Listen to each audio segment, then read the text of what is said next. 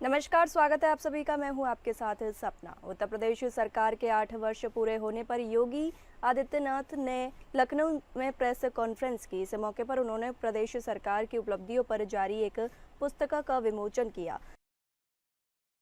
साथ ही सरकार की सेवा, सुरक्षा और सुशासन नीति पर आधारित एक डॉक्यूमेंट्री भी जारी की। कार्यक्रम में सीएम योगी के साथ बीजेपी के प्रदेश अध्यक्ष भूपेंद्र चौधरी भी मौजूद रहे। डिप्टी सीएम केशव प्रसाद मौर्य और ब्रजेश पाठक की मौजूदगी रही। आपको बता दें कि योगी सरकार के 8 वर्ष पूरे होने पर यूपी बीजेपी उत्सव मना रही है, जिसकी शुरुआत सोमवार से हो गई है। ये उत्सव 14 अप्रैल तक मनाया जाएगा। इसके तहत पार्टी प्रदेश के जिलों में विभिन्न कार्यक्रमों के माध्यम से सरकार की तमाम उपलब्धियों के साथ जनसंवाद करेगी। उत्तर प्रदेश की डबल इंजन सरकार के आज 8 वर्ष पूरे होने जा रहे हैं। इस अवसर पर भारतीय जनता पार्टी एनडीए के अपने सभी सहयोगियों की ओर से मैं आप सबका इस विशेष संवाद में हृदय से स्वागत करता हूं और प्रदेशवासियों को 8 वर्ष की इस शानदार यात्रा के लिए,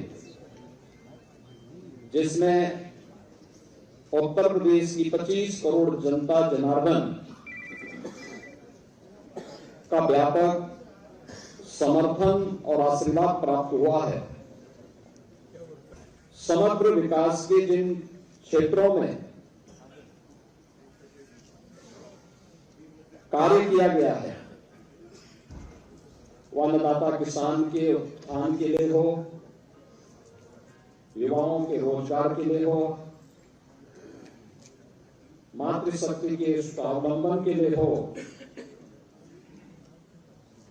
हस्तशिल्पी और कारीगरों के उत्थान के लिए हो, बेरोजगारों को रोजगार देने का, इंफ्रास्ट्रक्चर डेवलपमेंट का,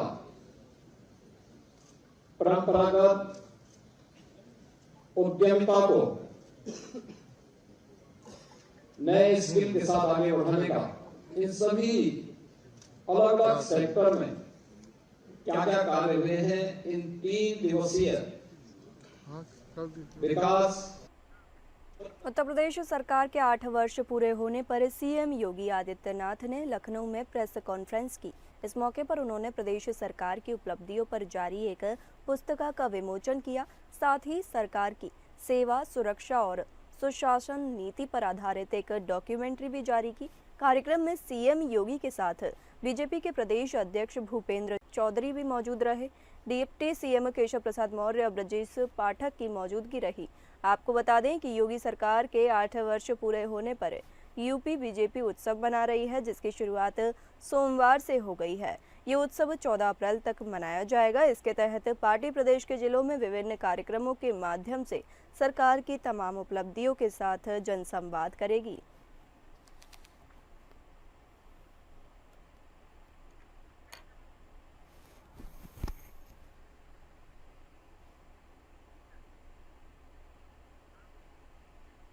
योगी सरकार 8 वर्षों की उपलब्धियों का उत्सव मनाएगी। 14 अप्रैल तक भाजपा प्रदेश में विभिन्न कार्यक्रमों के माध्यम से सरकार की 8 वर्ष की उपलब्धियों के साथ जनसंवाद करेगी। इस क्रम में जिला स्तर पर कार्यशालाएं होंगी। अभियान के प्रदेश संयोजक व प्रदेश महामंत्री गोविंद नारायण शुक्ल ने बताया कि प्रदेश अध्यक्ष भूपेंद्र सिंह चौधरी और प्रदेश महामंत्री धर्मपाल सिंह की अगुवाई में उत्तर प्रदेश का उत्कर्ष भाजपा सरकार के 8 वर्ष के संदेश के साथ सरकार की उपलब्धियों को लेकर भाजपा जनमानस तक पहुंचेगी।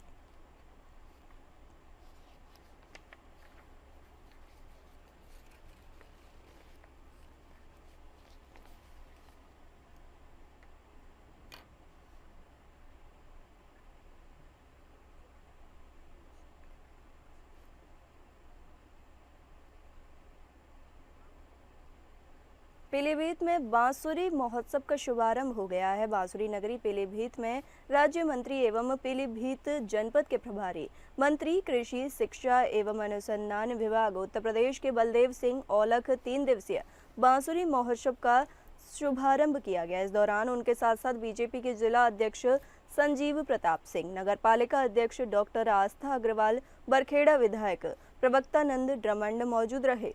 कार्यक्रम के दौरान जनप्रतिनिधियों ने संबोधित करते हुए कहा कि जनपद की सामाजिक, सांस्कृतिक, ऐतिहासिक, वन एवं वन्य जीव विरासत से आम जनमानस को परिचित कराया जा रहा है। बांसुरी महोत्सव को मुख्य उद्देश्य गंगा गोमती के प्राकृतिक सौंदर्य, जनपद की पहचान, प्राचीनतम संस्कृति बांसुरी वादन का प्रोत्साहन दिया जा रहा है। उन्होंने कहा कि हमारा जनपद प्राकृतिक संपदा से परिपूर्ण है। शारदा एवं घाघरा नदी से घिरा पीलीभीत टाइगर रिजर्व पर्यटकों के लिए आकर्षण का केंद्र है। जंगल के बीचों बीच स्थित चुका स्पॉट अपनी सुंदरता एवं सूर्यास्त के मनोरम दृश्य के कारण पर्यटक के लिए काफी प्रसिद्ध है।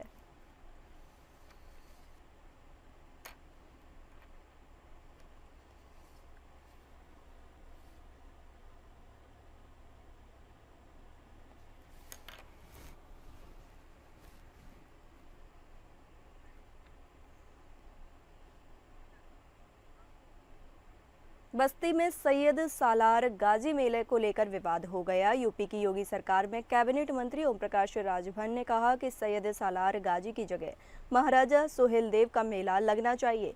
राजभर ने अपने चिर परिचित अंदाज में कहा कि सैयद मसूद गाजी काबुल से भारत को लूटने चला था, यहाँ के मंदिरों और मठों को लूटने आया था और इस दौरान कुल 585 राजाओं ने उसका सामना किया था। उसमें कई राजा मारे गए, लेकिन जब उसका सामना बहराइच के नानापारा मैदान में महाराजा सुहेलदेव जी से हुआ तो 21वें दिन वो मारा गया था। ओपी राजभर ने कहा कि महाभारत तो 11 दिन में खत्म हो गया था, ये युद्ध कुल 21 दिनों तक हुआ था और 21वें दिन सैयद मसूद गाजी मारा गया। वो कोई संत महात्मा नहीं था।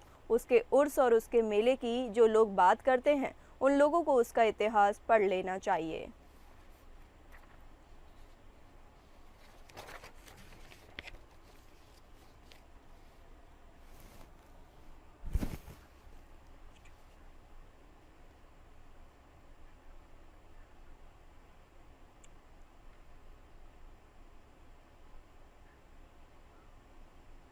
उत्तर प्रदेश के बीजेपी के संगठन में सब कुछ ठीक नहीं चल रहा है और अंदर खाने में कहीं न कहीं योगी सरकार के विधायकों के दिल में सरकार के खिलाफ भारी गुस्सा है। इसी का परिणाम है कि यूपी सरकार के 2 विधायकों ने मुखर होकर सत्ता परिवर्तन की बात कही है और इसी कड़ी में बस्ती जनपद के एक विधायक ने योगी आदित्यनाथ की सरकार पर काफी गंभीर आरोप लगाते हुए कहा कि इस सरकार में कोई रामराज जैसी व्यवस्था नहीं है, इनसे मिलिए। ये है बस्ती जनपद के महादेवा सुरक्षित सीट से सुहेलदेव समाज पार्टी के विधायक दूधराम, जो इससे पहले समाजवादी पार्टी से विधायक थे, मगर इस बार जब टिकट नहीं मिला तो सुबह सपा से चुनाव लड़ा और जीतकर आपकी विधानसभा में पहुंचे, मगर लगता है कि सरकार में इनके लोगों के साथ धोखा किया है। बीजेपी की सहयोगी पार्टी सुबह सपा से विधायक दूधराम योगी सरकार पर सीधा निशाना साधते हुए कहा कि इस सरकार में रामराज की बात करना बेईमानी है, क्योंकि बेरोजगारी और इतने चरम पर पहुंच गई है कि बेरोजगार युवा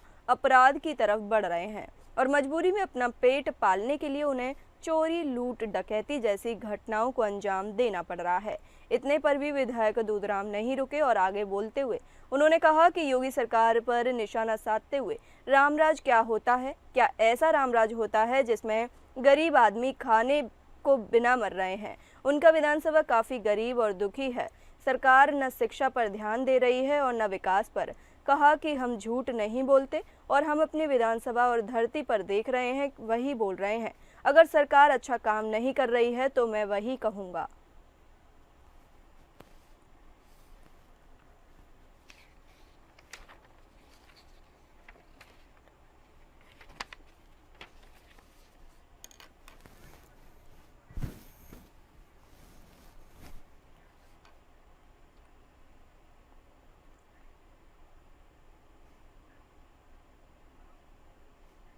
खबर चंदौली से है, जहां लव जिहाद का मामला सामने आया है। आपको बता दें कि मुस्कान हाशमी हिंदू युवतियों को पहले चिकनी चुपड़ी बातों से अपने झांसे में फंसाता है, फिर उनसे प्यार के झूठे वादे कर उनका शारीरिक, मानसिक और आर्थिक शोषण कर अंत में धर्म परिवर्तन करने पर दबाव बनाता है। मामला तब उजागर हुआ जब नगर के वार्ड निवासी, पेशे से अध्यापक की पुत्री इसके झांसे में आ गई।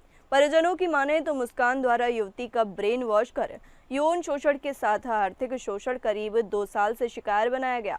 इतना ही नहीं, इसके द्वारा किए गए ब्रेन वॉश के कारण जब युवती ने हिंदू धर्म से मुस्लिम धर्म अपनाने की राह चुनी तो परिजनों को इस बात की जानकारी हुई। हालांकि परिजनों के लाख समझाने बुझाने और साइकेट्रिक चिकित्सक के संपर्क में जाने के बाद कुछ हद तक युवती का दिमाग कारगर हुआ है। बता दें कि इससे पूर्व भी पेशे से कसाई मुस्कान हाशमी पुत्र कैप्सूल हाशमी द्वारा इस तरह के कृत्य को अंजाम दिया गया है।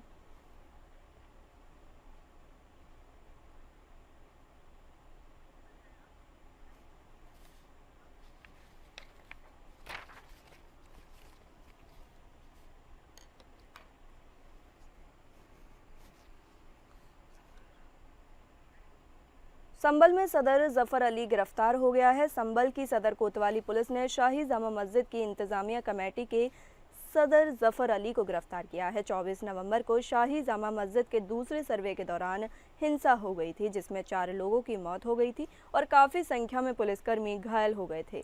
दरअसल इस मामले में पहले सदर कोतवाली पुलिस ने जफर अली से 4 घंटे तक लंबी पूछताछ करने के बाद उन्हें हिरासत में लिया और चंदौसी के संयुक्त चिकित्सालय में उनका मेडिकल परीक्षण कराया गया, जिसके बाद उन्हें न्यायालय में पेश किया गया और न्यायालय ने 2 दिन के रिमांड पर जफर अली को भेजा है। इस विषय में जानकारी देते हुए पुलिस अधीक्षक संभल कृष्ण कुमार विश्नोई ने बताया कि 24 नवंबर 2024 को विवादित धर्म स्थल पर सर्वे हो रहा था। उस सर्वे में लोगों द्वारा पत्थरबाजी भी की गई और फायरिंग की गई। आज जामा मस्जिद के सदर जफर अली को गिरफ्तार करके जेल भेजा गया है।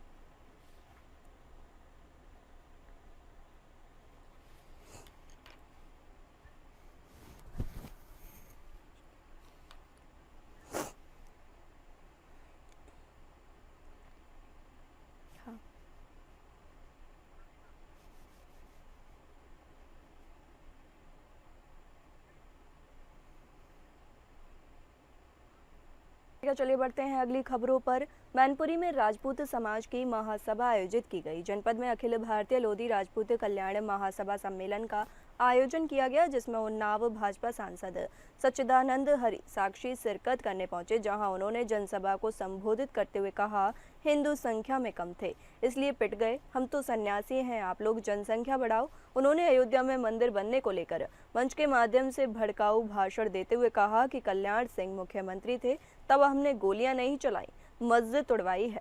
उन्होंने कहा कि पहले बहुत दंगे होते थे, लेकिन अब दंगे करके दिखाएं, बाबा का बुलडोजर तुरंत चल जाएगा। उन्होंने कई भड़काऊ भाषण देते हुए जनता को भड़काने का काम किया।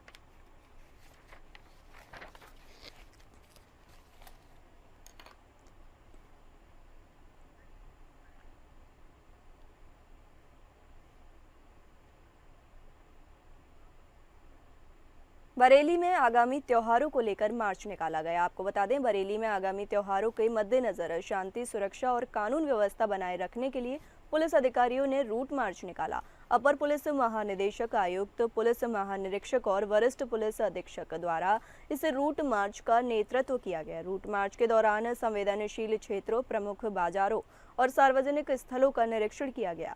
जनमानस से शांति और सौहार्द बनाए रखने की अपील की गई। इसके साथ ही ई रिक्शा और अन्य वाहनों के लाइसेंस और यातायात नियमों की जांच की गई। इस मौके पर मुख्य विकास अधिकारी और अन्य प्रशासनिक अधिकारी भी मौजूद रहे।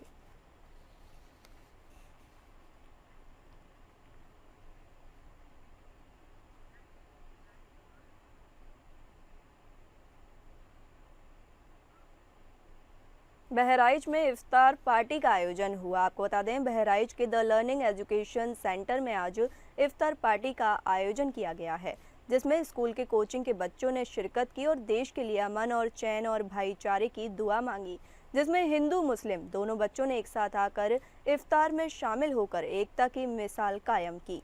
कोचिंग के संस्थापक फैजानुल हक सर ने सभी को एकता और आपस में भाईचारा और बहराइच में शांति और अमन कायम रखने की दुआ की गई।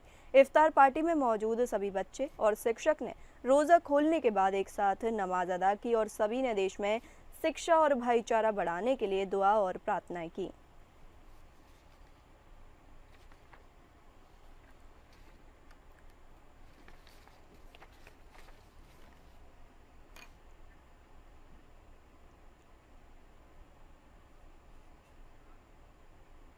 बदायूं में किन्नरों के दो गुट आपस में भिड़ गए। आपको बता दें, बदायूं के थाना उझानी कस्बा उझानी के मोहल्ला बहादुरगंज में किन्नरों के दो गुटों में कहासुनी होने के बाद दोनों गुट आपस में भिड़ गए, जिसमें एक गुट के सना, चमन और पिंकी समेत इनकी रसोईया जूली पत्नी पवन घायल हो गए। इसके बाद किन्नरों के दोनों गुट थाना उझानी पहुंचे, जहां कहासुनी होने के बाद किन्नरों के दोनों गुट कोतवाली परिसर में आपस में भिड़ गए। वहीं पहले गुट के किन्नरों ने दूसरे गुट के किन्नरों पर बाल काटने का आरोप लगाया है। पुलिस ने घायल किन्नर सना, चमन, पिंकी और रसोईया जूली को मेडिकल परीक्षण के लिए उझानी सामुदायिक स्वास्थ्य केंद्र में मेडिकल परीक्षण को भेजा, जहां चिकित्सकों ने सना, चमन और पिंकी का मेडिकल परीक्षण किया।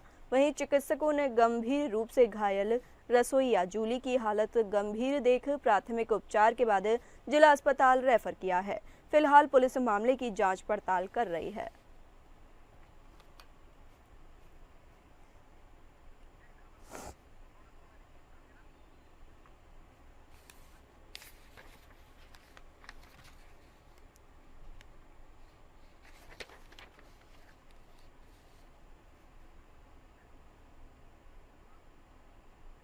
अमरोहा में स्टार्टर और मोटर की चोरी हो गई। अमरोहा के गजरौला थाना क्षेत्र के गांव बहलौलपुर में बीती रात अज्ञात 5 कुंभल कर 4 नलकूपों के स्टार्टर व केबल चोरी कर ले गए हैं चोर। पीड़ित किसानों ने तहरीर दी है कि गजरौला थाना क्षेत्र के गांव बहलौलपुर में बीती रात अज्ञात चोरों ने ट्यूबवेल की दीवार व लोहे के बने चद्दार गेट का ताला काटकर धर्मपाल सिंह पुत्र मटरू सिंह, चंद्रपाल सिंह, हिम्मत सिंह के नलकूप से स्टार्टर एवं मोटर केबल काटकर चोर ले गए हैं। सुबह जब किसान नलकूप चलाने के लिए गए तब उन्हें चोरी होने का पता चला।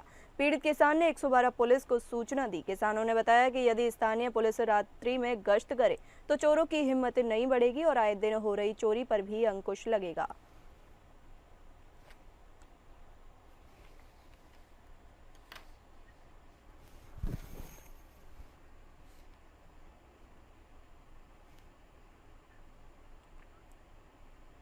कन्नौज में इत्र व्यापारी के घर में डकैती हो गई। करीब 2 साल पहले कन्नौज के इत्र व्यापारी के घर में डकैती के मामले में आखिरी आरोपी को भी पुलिस ने गिरफ्तार कर लिया। घटना का खुलासा करते हुए पुलिस कप्तान विनोद कुमार ने बताया कि बीती 29 जून 2023 को मकरंद नगर क्षेत्र के रहने वाले इत्र व्यापारी विमलेश तिवारी के घर में अज्ञात बदमाशों द्वारा पूरे परिवार को बंधक बनाकर सोने चांदी के आभूषण और एक लाइसेंसी रिवॉल्वर लूट ली गई थी और चोर फरार हो गए थे। इसके बाद पुलिस के द्वारा 10 बदमाशों को गिरफ्तार कर लिया गया।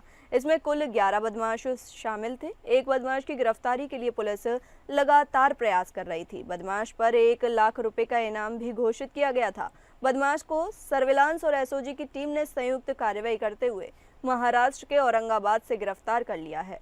बदमाश ने अपना जुर्म भी कबूल कर लिया। जांच में पता चला कि अभियुक्त पर देश के अलग अलग राज्यों में 13 मुकदमे दर्ज हैं।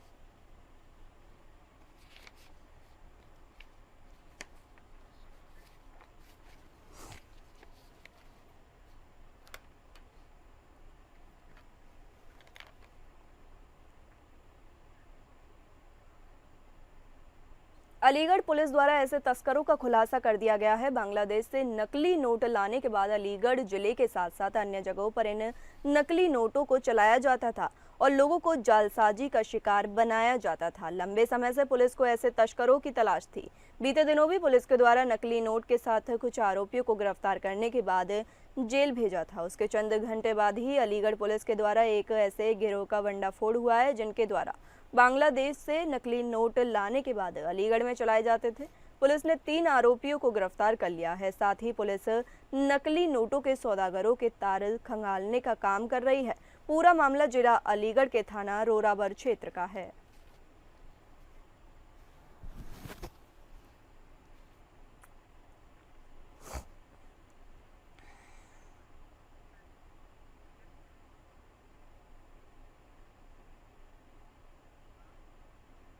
मादक पदार्थ और तस्करों के खिलाफ पुलिस ने बड़ी कार्रवाई की है। 6.5 करोड़ रुपए की हेरोइन के साथ 3 तस्करों को गिरफ्तार किया है।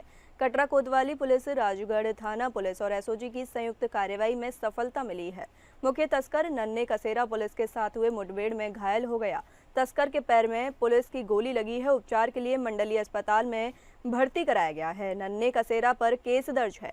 आधा दर्जन मुकदमे दर्ज हैं। कटरा कोतवाली के पुलिस चौक का यह मामला है। अपर पुलिस अधीक्षक नगर ने पत्रकार से वार्ता कर इसका खुलासा किया है। यूपी के मिर्जापुर जनपद के थाना कोतवाली, कटरा थाना राजगढ़ और एसओजी सर्विलांस की संयुक्त टीम द्वारा मादक पदार्थों की तस्करी और बिक्री में संलिप्त अभियुक्तों के विरुद्ध अभियान चलाए जा रहे हैं। अभियान में बड़ी कार्रवाई करते हुए करीब 6.50 करोड़ की हेरोइन बरामद कर 3 अभियुक्तों को गिरफ्तार किया गया है।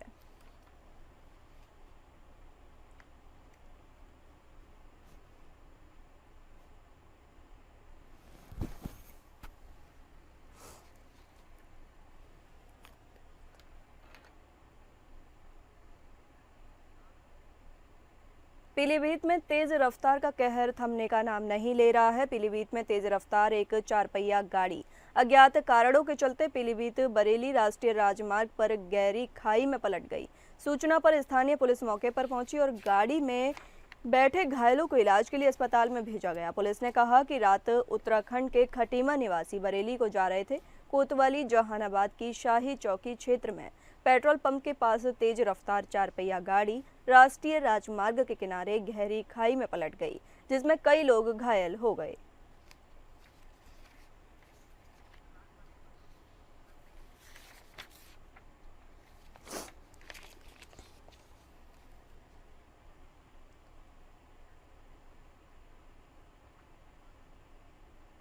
सिद्धार्थ नगर में बच्चों से बर्तन धुलाने का वीडियो वायरल हो रहा है। सिद्धार्थ नगर में पढ़ने लिखने वाले बच्चों से जिम्मेदारों के द्वारा बच्चों से बर्तन धुलाने का वीडियो सोशल मीडिया पर जमकर वायरल हो रहा है। दरअसल भोजन करने के बाद खुद बच्चे अपनी थाली धुलते हुए नजर आ रहे हैं, जिसका वीडियो अब सोशल मीडिया पर वायरल हो रहा है। बच्चों का धुलते थाली देख किसी ने वीडियो बनाकर सोशल मीडिया पर वायरल कर दिया। उसका ब्लॉक के प्राथमिक विद्यालय सुघई का यह वीडियो बताया जा रहा है।